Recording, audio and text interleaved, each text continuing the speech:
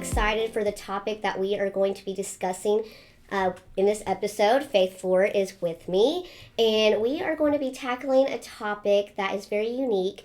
We haven't touched it in any other episode of Mountain Climbers, but nonetheless, it is a mountain that has been created in the church world.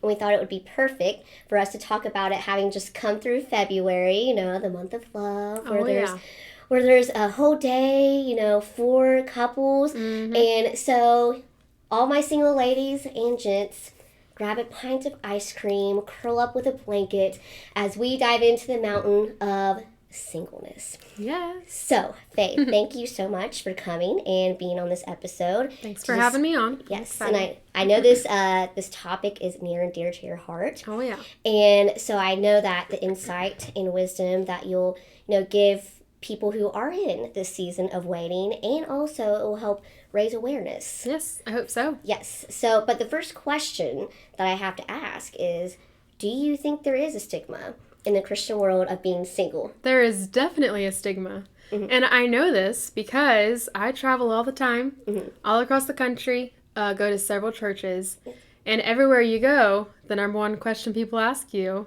so are you dating anyone? Yes.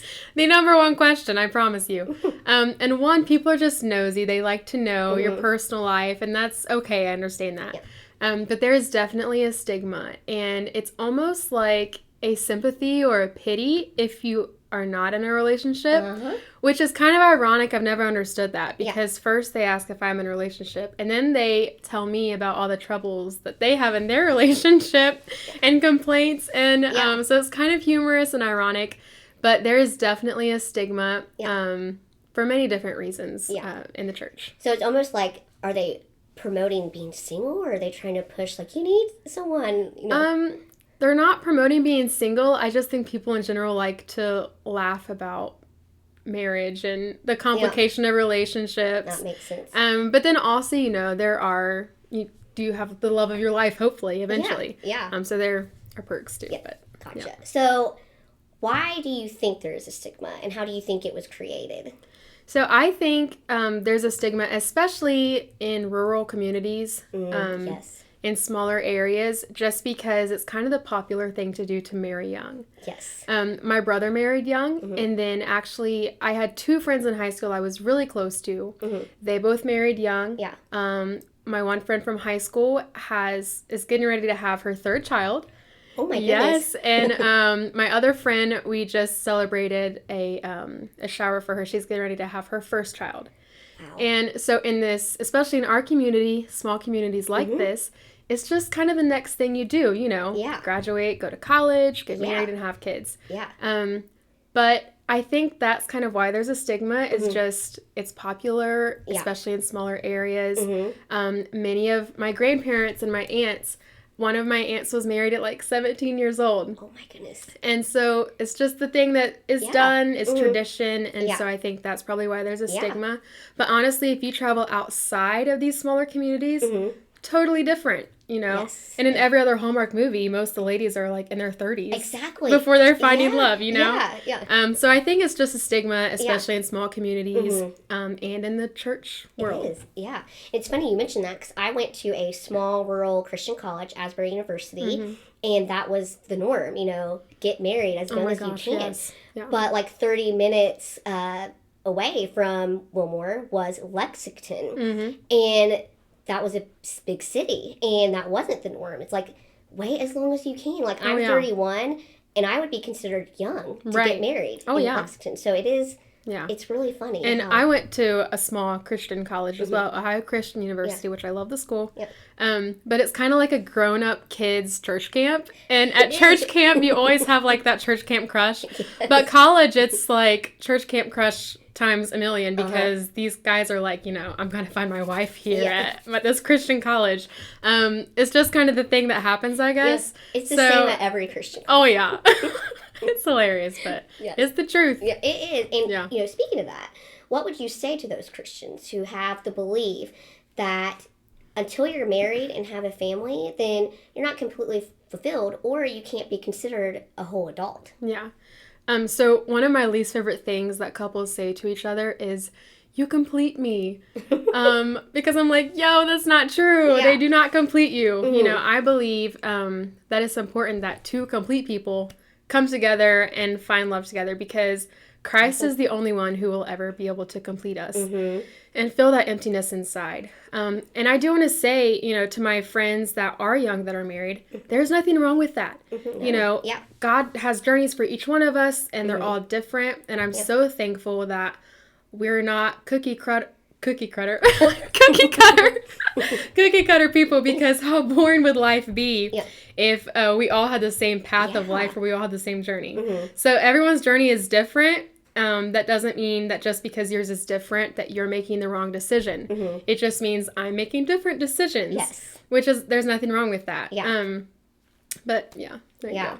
No, that's definitely true. And, you know, speaking of that, where you've talked about, like, you know, you have friends who got married young, and there's nothing wrong with that, and there's nothing wrong with the path that God has for us. You know, you've been in seasons of life where you've been in relationships. Right. But you've also been in seasons of singleness. Yes.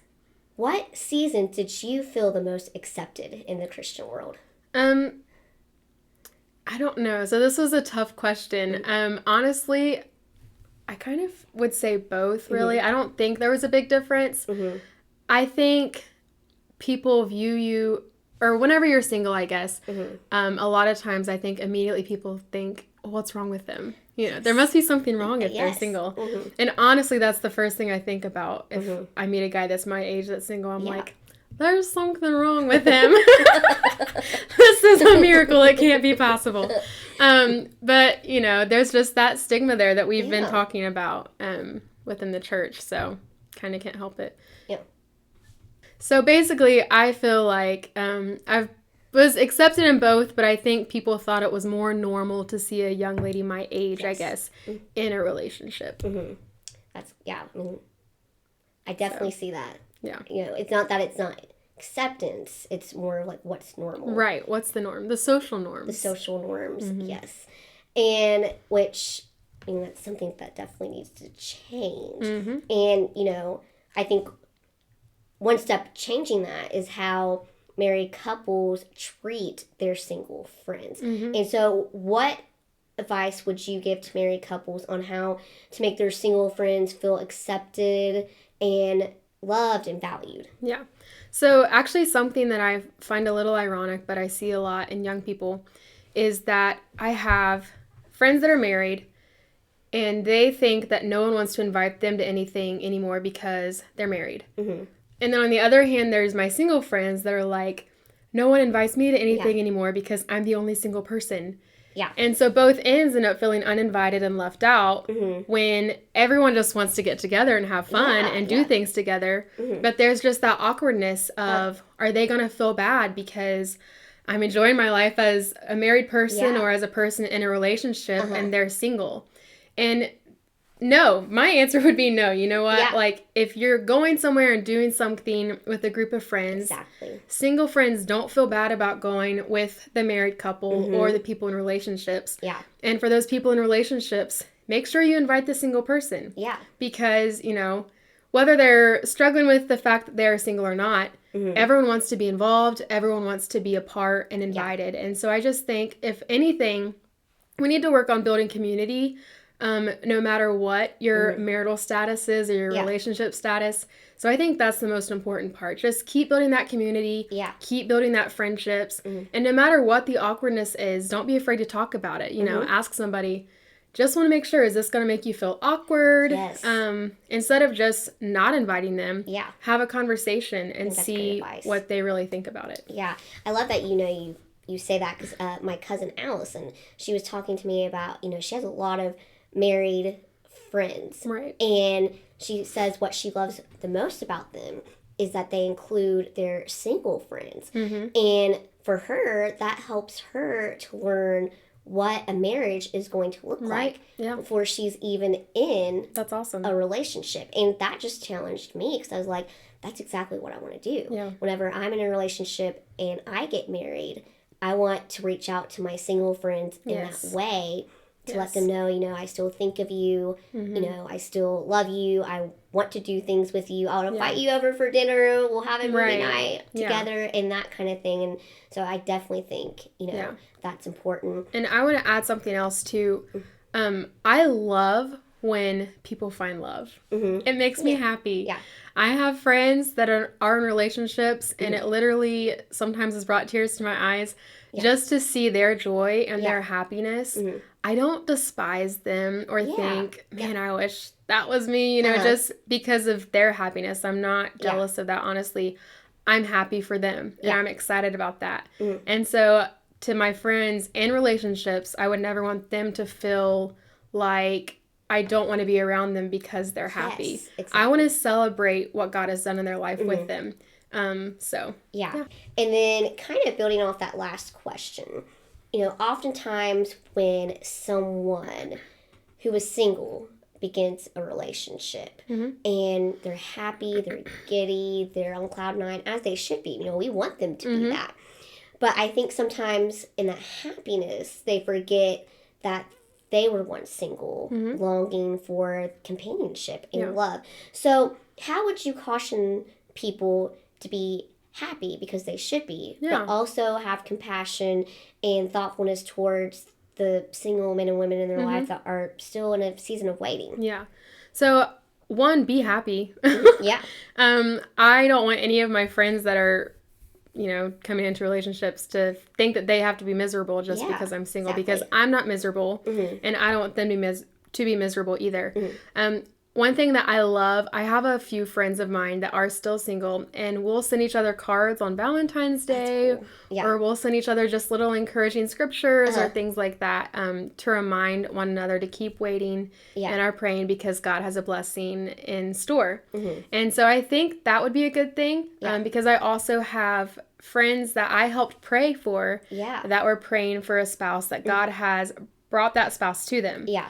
And they still reach out to me and encourage me and let me know that they're praying for me, and they still see me. They still take notice of me, and that God has done great things in their life, and they believe he's going to do great things in my life as well.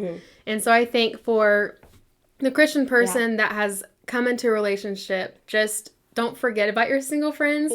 And don't feel bad about reaching out to them and still encouraging them, because it's important. Yeah. No, definitely. I have a friend from Asbury, and that's one thing that we did. We prayed for our future spouses, and she's married now.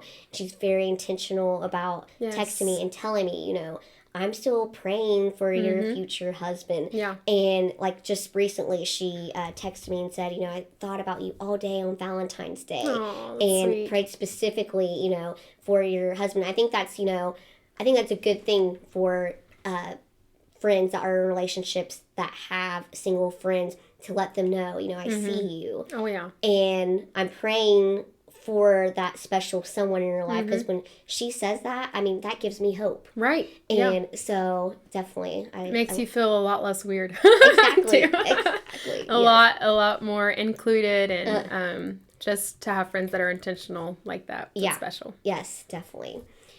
So what advice would you give to men and women who are still in that season of singleness and facing that mountain? How would you tell them to be content while they're waiting? Well, I think it's important to choose joy every day. And a lot of times our happiness is based on the things happening around us. But I believe that God does give us a special kind of joy deep down in our hearts, that no matter what circumstances come our way, we still have joy, because we still have hope, and we do have Christ. And I believe that the season of singleness that we are in, and I say season because it's not going to last forever. Times are going to change. I've had many girls come up to me, and I was one of these girls before as well, that have read or somewhere about the Lord calling people to be single. And they're always like, I think God may be calling me into a life of singleness. And I reassure them, do you have a desire to be married? Do you have, has God given you the desire, or that desire in your heart to have a spouse, to have a family? And they're like, yes, with this fearful face. And I'm like, God's going to bring that to pass if you have that desire. Exactly.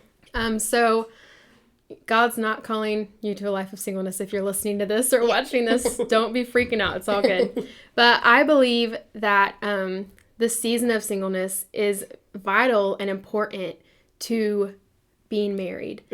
I know a lot of girls, unfortunately, that it's almost like they can't function without having a boyfriend because they don't know what their identity is without having that boyfriend. Whatever the boyfriend likes or wants to do, or his occupation or his college, that's what they gravitate towards, which I don't think is good.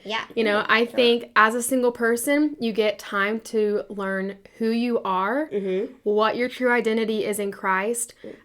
You have time to set goals and to go after those goals and to do the things that you want to do. I recently talked about this too. It's funny, but it's true that in relationships, if he wants pizza, but you want Chick-fil-A, sometimes there's compromise and you have to go get the pizza. I would pick pizza. That's right. But as a single person, you know, you have the opportunity to do right now the things that you want to do. If you want Chick-fil-A, you can go get Chick-fil-A. But this season is vital, and it is a season of becoming the person that the person you are praying for is praying for. So that can get a little bit confusing. But I believe out there that my husband is praying for a wife and a spouse. And I consider, what are the things that he's praying for right now? What are the things that he looks for in a woman? And how can I better become that woman? How can I better become the woman that God has called me to be? So it's a season of becoming. And it's also a season of doing. And we've talked about the stigmas. And I think a lot of times people think you can't do these big things in your life. You can't have these milestones without a husband. Which is true. Not true, but it seems true in the church world. But I believe that being single is a season of doing, enjoying your life, going to places that maybe you won't be able to go in 5 years because you'll have kids then. So do the things you want to do. And I actually had a girl, once I mentioned that on social media, contact me and say, you know, talked about all my friends are married. And I want to do things, but I'm afraid to ask them to go with me because they're married. I want to be respectful of their families and their time. But I told her, you know, there's never a moment like today. And her friends are probably out there saying, I wish someone would ask me to go do something so I can get out of the house for a little bit. So it's a season of doing. It's a season of becoming. And I would just encourage anyone that is in the season of singleness to choose joy and to choose to enjoy your life today. Our society is so obsessed with what comes next. So as a single person, what comes next is relationships. So when are you going to have a boyfriend? When are you going to have a girlfriend? Then you're dating and they immediately ask you, when are you going to get engaged? And engaged, when are you going to get married? When are you going to have kids? It never ends. They're just obsessed with what comes next. But I've prayed and that God will help me to enjoy right now.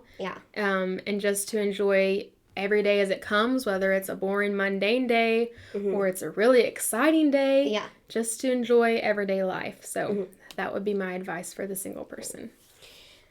So is there anything that you would like to add before we peace out? I don't think so. All right. Well, thank you so much for coming on. You've been a big help. Thank you. I know people are just going to just soak in your wisdom and apply it to their life and just choose joy. And so anyway, you know what I say, when your strength comes from the right source, there's not a mountain you can't climb.